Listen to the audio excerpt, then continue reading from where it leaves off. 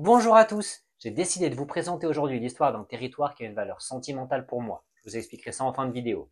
La région administrative spéciale de Hong Kong. Et c'est vraiment avec l'arrivée des Britanniques au 19e siècle que je vais entrer dans le détail.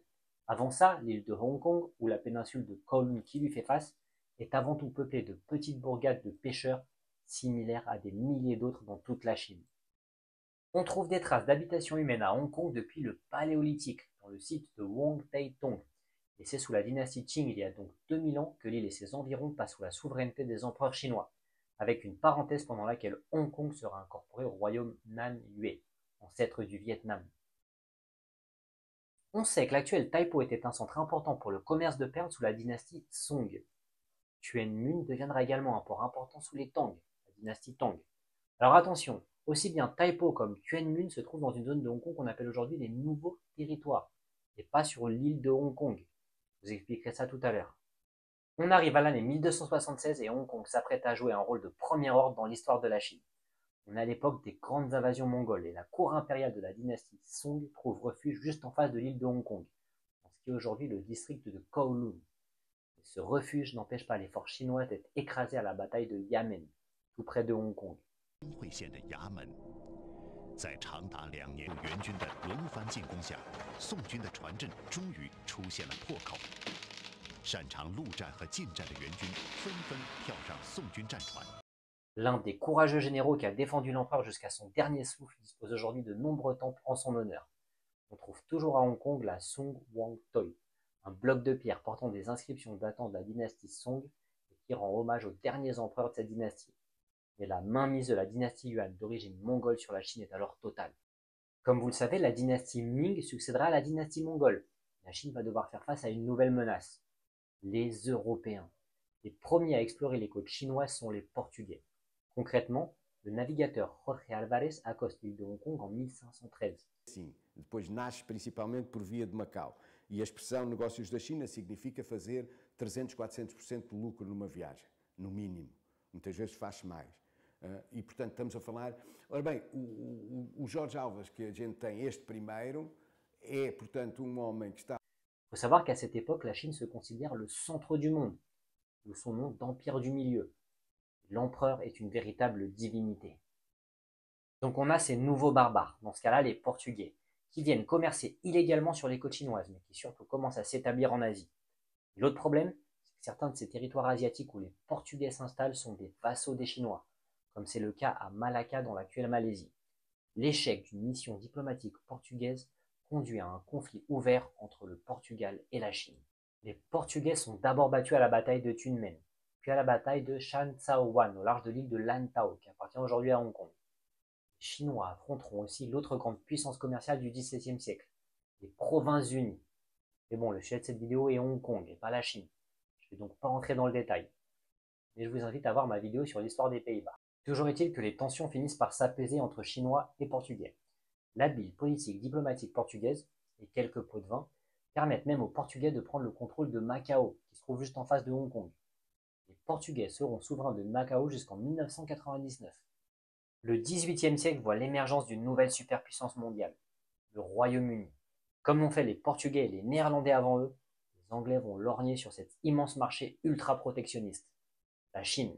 En fait, il faut savoir que la Chine de la dynastie Qing avait mis en place depuis 1757 un contrôle strict de sa politique commerciale, connu comme le système de Canton. Tout commerce avec l'étranger devait se faire via le port de Canton et était strictement limité, surveillé et réglementé par les autorités impériales. On interdit même aux étrangers d'apprendre le chinois. Le problème des Anglais est que leur balance commerciale avec cet empire du milieu est très déficitaire. Les commerçants britanniques importent notamment de la soie, de la porcelaine, ou encore le fameux thé si cher à nos amis anglais.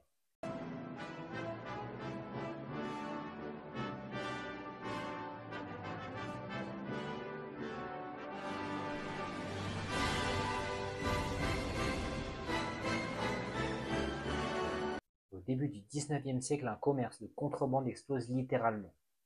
L'opium. En fait, la Compagnie britannique des Indes orientales fait cultiver de l'opium au Bengale et autorise des marchands britanniques à vendre de l'opium à des contrebandiers chinois. La balance commerciale chinoise devient alors déficitaire. Pire encore, le nombre d'opiomanes explose en Chine. Toujours est-il qu'avant l'éclatement d'un conflit ouvert, les Britanniques cherchent à établir des relations diplomatiques normalisées avec la Chine. La première mission conduite par Lord Macartney en 1793 se solde par un échec. Et pourquoi? En fait, la Chine, donc l'empire du milieu, ne traite pas d'égal à égal. Pour la Chine, les autres nations sont des vassals. Et à son arrivée, l'ambassadeur britannique refuse de faire le kowtow, c'est-à-dire de se prosterner face à l'empereur Qianlong. En plus, les Anglais offrent un globe terrestre aux Chinois, pour lequel la Chine semble petite et insignifiante. En 1816, une nouvelle mission commandée par William Amherst échoue. Cette fois, on lui demande, avant d'entrer dans Pékin, s'il se prosternera devant l'empereur. La réponse est évidemment négative, et l'accès à Pékin et à l'empereur lui est refusé. Pendant ce temps, l'opium britannique continue d'inonder le marché chinois. Le fait qu'en 1796, l'empereur Jiaqing avait rendu le trafic d'opium passible de peine de mort n'avait eu aucun résultat. En 1835, on est à plus de 2 millions de fumeurs d'opium en Chine. L'empereur chinois Dao Guang charge alors un haut fonctionnaire impérial, Lin Zexu, de mettre fin au commerce de l'opium. Lin Zexu emploie alors la manière forte. Il fait saisir tous les stocks d'opium de la ville, fait parvenir un message à la reine Victoria du Royaume-Uni pour lui demander de faire cesser le trafic, mais surtout, il fouille tous les navires étrangers et saisit tout leur stock d'opium. Je vous donne ici quelques extraits de cette lettre, donc je cite. Tout opium qui est découvert en Chine est jeté dans l'huile bouillante et détruit. Tout bateau étranger qui, à l'avenir, viendra avec de l'opium à son bord sera mis à feu. Fin de citation. Mais encore, pour vous donner une idée de la mentalité chinoise de l'époque, donc je recite. Notre cour céleste n'aurait pas gagné l'allégeance d'innombrables pays si elle n'exerçait pas un pouvoir surhumain. Pas que vous n'avez pas été averti à temps. Fin de citation. Le 3 juin 1839, les cargaisons saisies sont détruites, soit un peu plus de 20 000 caisses contenant 1188 tonnes de marchandises. 6月3日，硝烟正式开始。因为鸦片数量太多，所以一共花了23天才完成销毁。林则徐为了树立清政府决心禁烟的形象，在虎门销烟之时，邀请了社会各界人士来到虎门海滩现场观看销。Commerçants lésés exigent un dédommagement et demandent au gouvernement britannique d'intervenir. En janvier 1840, l'empereur chinois décide de fermer pour toujours Canton aux Britanniques. Finalement, et au nom du libre commerce, Lord Melbourne, le Premier ministre britannique, fait envoyer un corps expéditionnaire à Canton, déclenchant du même coup la première guerre de l'opium. Une force dirigée par Charles Elliot est envoyée sur place et les Anglais prennent possession d'une petite île, l'île de Hong Kong, le 20 janvier 1841. Bon, je ne vais pas entrer dans le détail de cette guerre de l'opium car je ne veux pas vraiment sortir du sujet, qui est l'histoire de Hong Kong. Mais après les premières déconvenues chinoises, Lin Zexu est remplacé par Qi San, puis par un cousin de l'empereur, Yi San. La Chine ne fait pas mieux ni avec l'un ni avec l'autre, et elle est finalement contrainte de signer le fameux traité de Nankin le 29 août 1842.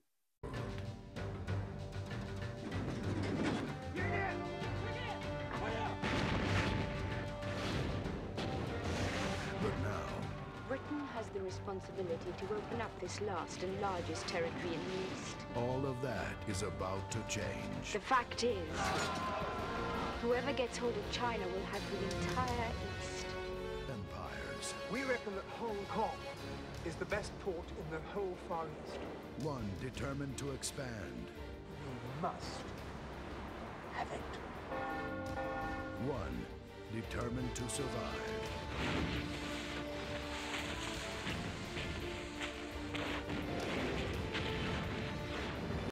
Ce traité de Nankin est le premier d'une série de traités considérés comme inégaux par les Chinois. Je vous mets ici les clauses de ce traité, n'hésitez pas à appuyer sur pause si ça vous intéresse. Le commerce de l'opium n'est pas évoqué et continue donc. D'ailleurs, pour info, le commerce de l'opium est strictement interdit au Royaume-Uni. En ce qui concerne notre sujet, l'une des clauses de ce traité stipule la cession de l'île de Hong Kong au Royaume-Uni. Le représentant qui signe ce traité pour le Royaume-Uni, Henry Pottinger, devient le deuxième administrateur en remplacement de Charles Elliot et le premier gouverneur de Hong Kong. En 1844, un premier recensement dans cette île de Hong Kong, donc sous souveraineté britannique, compte près de 24 000 habitants. Le petit hic, si je peux me permettre, c'est qu'au final, cette histoire de trafic de l'opium n'est pas résolue. La Chine a été humiliée. Donc évidemment, un second conflit sera inévitable.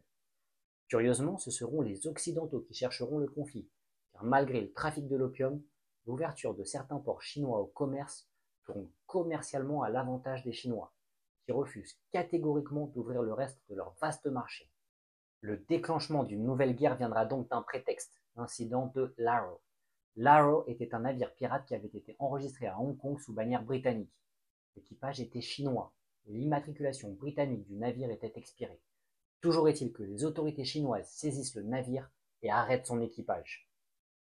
Thomas Kennedy, capitaine du navire qui n'était pas à bord au moment de l'arrestation, affirme que les officiels chinois ont jeté le drapeau britannique à terre. Donc le prétexte à un conflit est tout trouvé. Et cette fois, les Anglais auront un allié de poids, la France. C'est l'exécution d'un missionnaire français en février 1856 par les autorités chinoises, Auguste Chapdelaine, qui pousse la France à se ranger du côté britannique. Là encore, la supériorité franco-britannique est totale. Le canton est facilement prise, ce qui oblige les Chinois à signer un premier traité, le traité de Tianjin. Je vous mets là encore les principales clauses de ce traité, pour ceux qui seraient intéressés. Et face au manque de volonté des Chinois d'appliquer ce nouveau traité inégal, les hostilités reprennent de plus belle. Alors que l'empereur Xianfeng se réfugie dans son palais d'été de Chengde, les troupes franco-britanniques prennent d'assaut le palais et le mettent à sac. Ce saccage est aujourd'hui considéré comme l'un des épisodes les plus douloureux de l'histoire de la Chine contemporaine.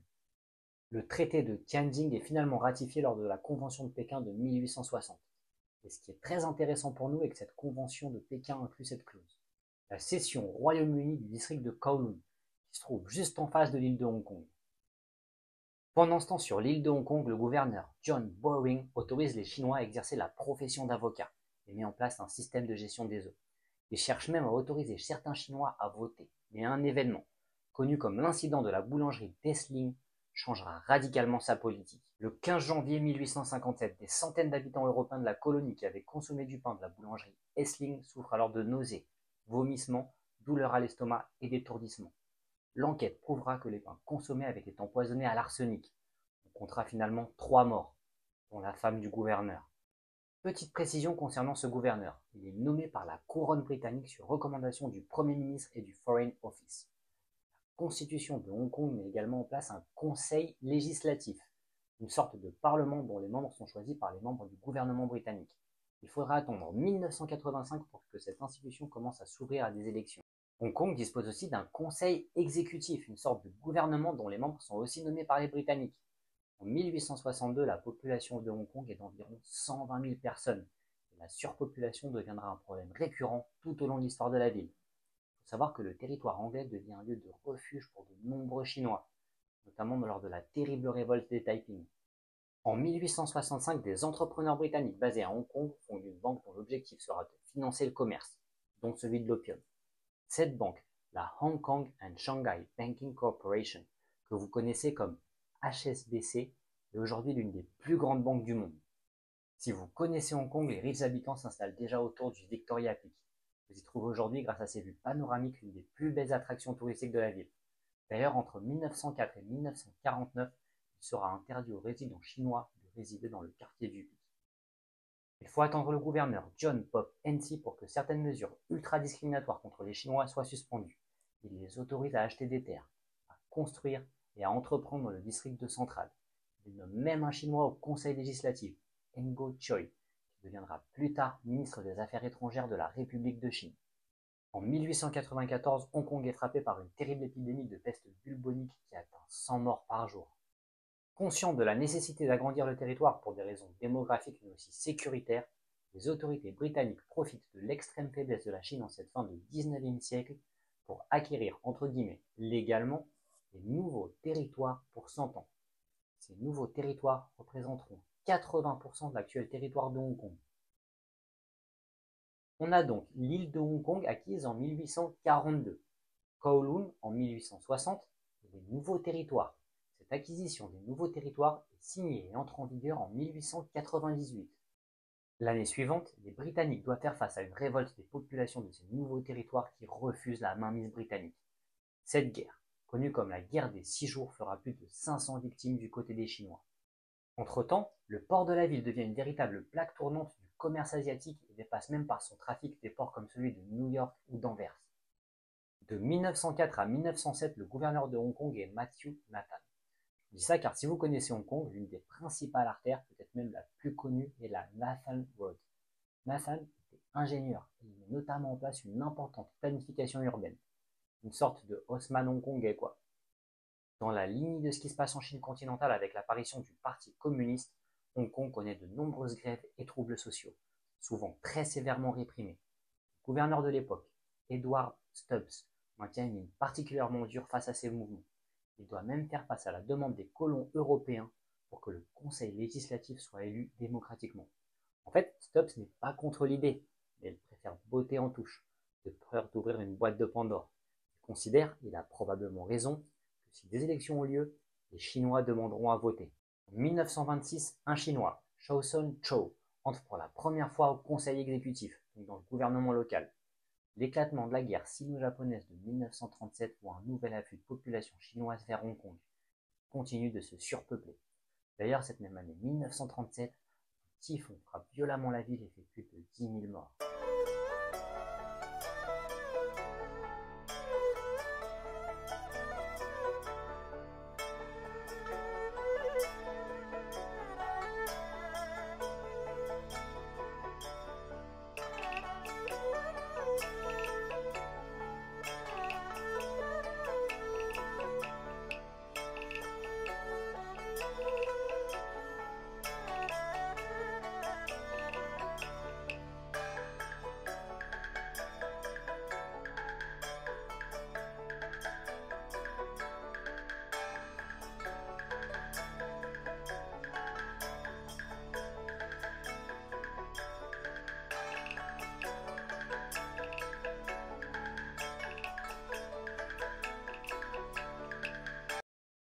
Comme vous le savez, probablement la Seconde Guerre mondiale éclate et Hong Kong est attaqué par les troupes japonaises au lendemain de l'attaque de Pearl Harbor. Les troupes britanniques, canadiennes et indiennes résistent 17 jours aux troupes japonaises commandées par Takashi Sakai. Il faut d'ailleurs noter la présence d'une dizaine de Français parmi les défenseurs de la ville.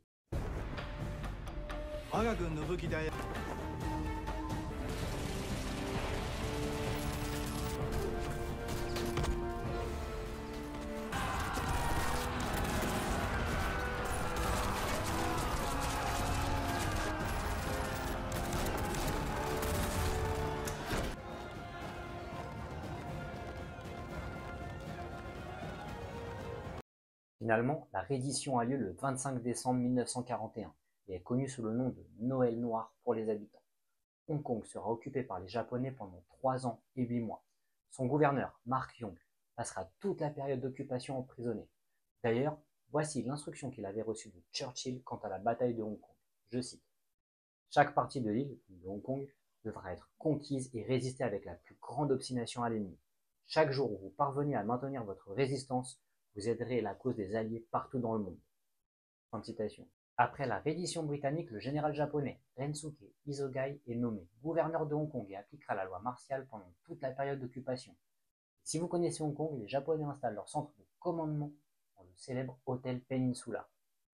À l'image des Allemands, un peu partout en Europe, les Japonais cherchent à favoriser la collaboration, notamment via la création d'un conseil représentatif composé de Chinois. Les policiers chinois et indiens passent également sous le contrôle des Japonais. De leur côté, près de 7000 soldats britanniques ou des civils sont emprisonnés à Sham Shui Po ou à Stanley, souvent dans des conditions totalement inhumaines. On estime à 10 000 le nombre de Chinois fusillés par les autorités d'occupation. Pour couronner le tout, la ville doit faire face à de nombreux bombardements américains. Les Japonais mettent aussi en place un programme d'expulsion massif de Chinois. Entre 1941 et 1945, la population de Hong Kong passe de près d'1,5 million d'habitants à 600 000. Le japonais devient obligatoire dans l'enseignement. Les noms des rues sont rebaptisés en japonais. Comme curiosité, la Government House, où réside aujourd'hui le chef de l'exécutif de Hong Kong, est japanisé, vous voyez ici le style architectural, pendant l'occupation. Ce style est resté en l'état après la libération. Et après quelques mois de récupération au Royaume-Uni et à son retour au poste de gouverneur, Mark Yong cherche à démocratiser les institutions hongkongaises. Mais son successeur ne donnera pas suite à ces réformes. L'année 1953 voit un nouveau désastre frapper la ville. Un feu dans le quartier de Shek Kip Mei laisse plus de 50 000 sans-abri. En 1956, donc 7 ans après la fin de la guerre civile chinoise, des affrontements entre militants nationalistes chinois et communistes font 59 morts. 4 personnes seront condamnées à mort. Voyons un peu l'aspect économique. Grâce à une ambitieuse politique d'industrialisation, Hong Kong commence à connaître une très forte croissance économique. Le PIB par habitant explose littéralement à partir de la fin des années 50. Hong Kong fait alors partie des 4 dragons asiatiques avec Singapour, Taïwan et la Corée du Sud.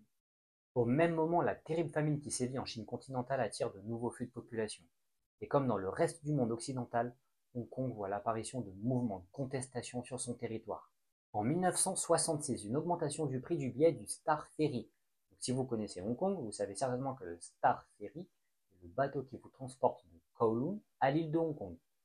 L'augmentation du prix du billet provoque de grandes émeutes sévèrement réprimées. 1800 personnes sont arrêtées et 250 condamnées à des peines de prison. Tout ça pour dire que l'administrateur britannique n'y allait pas avec le dos de la cuillère. L'année suivante, des émeutes cette fois beaucoup plus idéologiques éclatent. Elles ont un caractère profondément anticolonialiste, c'est-à-dire que les émeutiers demandent le départ des Britanniques. Elles sont soutenues en sous-main par le Parti communiste chinois en pleine révolution culturelle. Pour vous donner une idée de l'ampleur de la violence de ces émeutes, le bilan est de 51 morts et de 832 blessés. Of Hong Kong bring out scores of police. Striking artificial flower workers demanding more money sparked the trouble. Almost 300 youths arrested in 3 days of protests. Some wore Mao Zedong buttons and spouted slogans. Said the riots were justified, blaming 19th century attitudes of factory owners.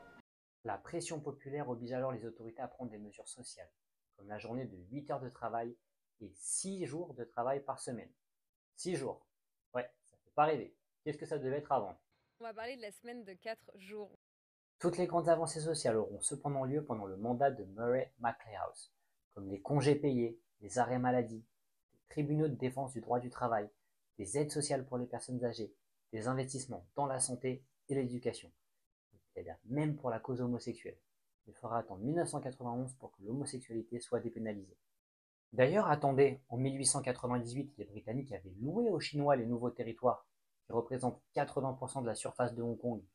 On se rapproche dangereusement de la fin de ce bail. Le problème pour les Anglais est que ce district a été totalement intégré à la ville. Le métro, la gestion des eaux, ces nouveaux territoires font totalement partie de Hong Kong. D'ailleurs, quand j'ai étudié sur place, je voyais ces nouveaux territoires comme la banlieue de Hong Kong. En plus, l'ONU avait classé Hong Kong comme colonie, donc à décoloniser en 1972. En 1982, des négociations commencent donc entre la Chine et le Royaume-Uni pour la rétrocession de Hong Kong. Je vous rappelle qu'à l'époque, Margaret Thatcher est la chef du gouvernement britannique, rien de moins. Et que de l'autre côté, la Chine est désormais dirigée par Deng Xiaoping, et elle est en train de s'ouvrir au monde et à l'économie de marché. Ces négociations aboutissent donc en 1984 sur une déclaration commune sino-britannique sur la question de Hong Kong. La rétrocession aura lieu en 1997 sur la base d'une doctrine, un pays, deux systèmes, c'est-à-dire que les Chinois s'engagent à respecter le modèle capitaliste à Hong Kong. Hong Kong aura le statut officiel de région administrative spéciale et un nouveau drapeau. Ironie du sort, c'est à ce moment que les Anglais décident de démocratiser les institutions hongkongaises. Le Conseil législatif s'ouvre timidement à des élections indirectes en 1985. Et surtout, 39 de ses 60 membres sont élus directement par tous les Hongkongais en 1991. Alors l'élection à l'Assemblée de Hong Kong est un peu complexe. L'Assemblée est composée de 18 membres élus directement, de 21 qui sont élus par des ordres professionnels, par exemple l'ordre des médecins ou des agents immobiliers, la chambre de commerce, des représentants industriels. Vous avez aussi 17 membres du Parlement donc, qui sont nommés directement par le gouverneur de Hong Kong, donc par le Royaume-Uni. Toujours est-il que ces élections de 1991 sont remportées haut la main par les forces démocratiques et libérales de Martin Lee. Je vous rappelle que 2 ans plus tôt, le régime chinois avait écrasé la révolte pro-démocratique des étudiants sur la place Tiananmen. Curieusement, les partis pro-Pékin, donc proches du Parti communiste chinois, sont vus à Hong Kong comme des conservateurs, en quelque sorte. Donc comme la droite avec beaucoup de guillemets. Non, je ne suis pas un homme de droite.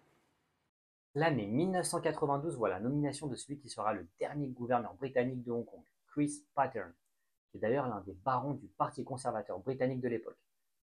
Je dis car tous les précédents gouverneurs étaient des diplomates de carrière. Toujours est-il que c'est sous Chris Pattern qu'a lieu la rétrocession de Hong Kong à la Chine. Il faut savoir que cette transition s'est passée sans réel problème, et que les Chinois ont respecté leurs engagements quant au respect des droits des Hongkongais. Attention, je parle bien de l'année 1997.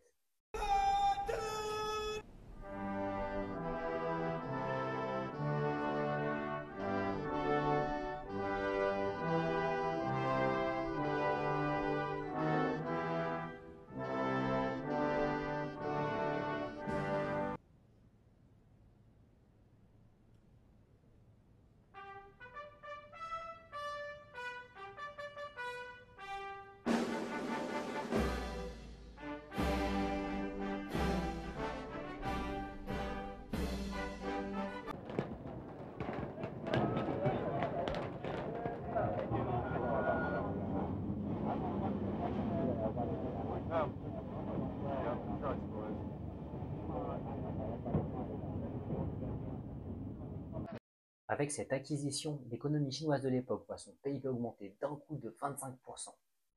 Hong Kong sera désormais dirigé par un chef de l'exécutif. Élu par les Hongkongais? Non. Ce chef de l'exécutif sera élu par un collège électoral de grands électeurs composé des grands secteurs économiques et sociaux de la ville. Par exemple, pour le secteur de la santé, vous avez les présidents des principaux hôpitaux. Pour l'éducation, les présidents des universités. Évidemment, cette élection a lieu sous l'œil très attentif de Pékin. Le nombre de ces grands électeurs va changer avec le temps. Pékin s'assurera de faire en sorte que ces grands électeurs lui soient favorables. Toujours est-il qu'aujourd'hui, le chef de l'exécutif de Hong Kong est décidé par 1500 grands électeurs. Le fait est que l'élection démocratique au Conseil législatif, donc le Parlement, est maintenue et elles sont de nouveau remportées par le Parti démocratique de Martin Lee en 1998. Cette même année 1998 voit également la fermeture du très iconique aéroport, mondialement connu pour ses avions qui volaient au ras des buildings. Oh, t'as vu ça? Une vraie fourmilière.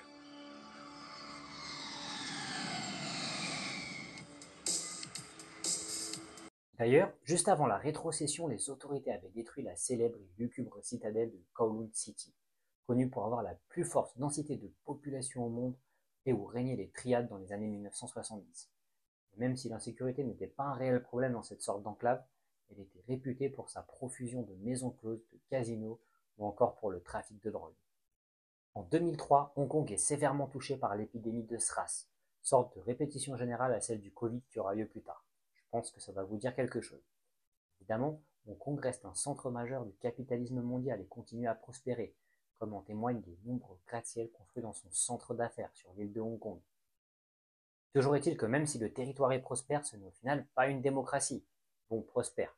Vous avez quand même un des marchés immobiliers les plus chers au monde. Donc mieux vaut quand même bien gagner sa vie pour vivre décemment. Un grand mouvement pro-démocratie éclate alors en 2014. En fait, la Chine cherche à imposer que le candidat élu par ce cortège donc de grands électeurs soit trié et sélectionné par Pékin. Donc déjà, il n'y a que des grands électeurs plus ou moins contrôlés par Pékin, et en plus c'est Pékin qui sélectionnerait les candidats. D'ailleurs, le chef de l'exécutif de cette année-là est surnommé Monsieur 689, en référence au nombre de voix obtenues de grands électeurs, une façon de rappeler son manque de légitimité démocratique. Ce grand mouvement de protestation, également connu comme révolution des parapluies, obligera d'ailleurs Pékin et le Conseil exécutif de Hong Kong à faire marche arrière dans cette réforme. Parapluie contre matraque, à Hong Kong, le temps de la protestation pacifique est terminé. La police sonne la charge. Sa mission est de déloger les manifestants qui tentent de pénétrer dans le Parlement de la ville. Les affrontements sont violents. Des projectiles en tout genre sont envoyés sur les policiers qui répliquent à coups de gaz au poivre et par des tirs de balles en caoutchouc. En 2017, Carrie Lam devient la première femme à diriger Hong Kong. Elle est élue par ce fameux cortège de grands électeurs, avec 777 voix sur 1194 votants. En 2019, une nouvelle polémique éclate lorsque son gouvernement présente un projet de loi qui vise à faciliter l'extradition de résidents hongkongais vers la Chine. Là encore, ce projet de loi provoque un tollé. Les autorités sont obligées de faire marche arrière. Depuis 2022, John Lee Ka-chiu est le nouveau chef de l'exécutif et est considéré comme totalement aligné sur Pékin. En ce qui concerne la démographie, la population de Hong Kong est aujourd'hui de 7,5 millions d'habitants. Alors que la surpopulation a souvent été l'un des problèmes de la ville, un nouveau problème voit le jour. La chute brutale et vertigineuse de la natalité. Les prix de l'immobilier n'aident pas. Et en ce qui concerne l'économie, on est bien loin de l'année 1997. Hong Kong ne représente plus que 2% du PIB chinois. Évidemment, il n'y a quasiment plus d'industrie et les services représentent aujourd'hui plus de 90% de son PIB. Voilà, comme promis, je vous explique rapidement pourquoi Hong Kong a une valeur spéciale à mes yeux. Donc en fait, j'ai eu l'immense opportunité de faire mon dernier semestre d'études à la City University of Hong Kong. Donc vous voyez dans la première photo, j'étais tout jeune. Donc ça, c'est une photo de l'université avec les gardes. Donc là, vous me voyez dans les jardins de l'université. C'était la première fois que j'allais en Asie, donc pour moi, c'était un peu comme être dans un film. Donc là, vous voyez que certaines salles étaient vraiment super modernes. J'ai résidé pendant 6 mois dans la résidence étudiante et j'ai eu la chance, je suis ironique évidemment, de partager cette toute petite chambre avec un étudiant local. Vous me voyez ici sur le Victoria Peak, donc à ne surtout pas manquer si vous visitez Hong Kong. Et ici, une photo de ma future maison que je pense m'acheter dans les prochains mois. C'est une blague évidemment. Si vous visitez Hong Kong, je vous conseille aussi de prendre le tram pour faire la visite de l'île de Hong Kong. Donc, je vous ai mis ici 2 photos du quartier du centre, donc sur l'île de Hong Kong. Donc maintenant, on prend le métro pour aller de l'île de Hong Kong à la péninsule de Kowloon. Donc autant vous dire qu'en tant que Parisien, j'avais été agréablement surpris par la propreté et la modernité du métro hongkongais. La vue depuis Kowloon sur l'île de Hong Kong et le fameux quartier de Mongkok, donc à Kowloon. Évidemment, si vous visitez Hong Kong, à ne pas manquer. Évidemment, l'empreinte britannique était toujours présente. On circule à gauche, les bus à l'impériale. Et ce qu'il y a de super avec Hong Kong, c'est que le territoire est couvert de parcs nationaux. Et vous avez même plein d'îles désertes accessibles en à peine une demi-heure depuis Hong Kong. Donc autant vous dire qu'avec mes camarades étudiants internationaux, on en a bien profité. Voilà, merci d'avoir suivi cette vidéo jusqu'au bout. N'hésitez pas à me suivre sur Instagram ou encore sur X. Il me semble qu'il y a les liens sous cette vidéo. On se voit donc pour ma prochaine vidéo.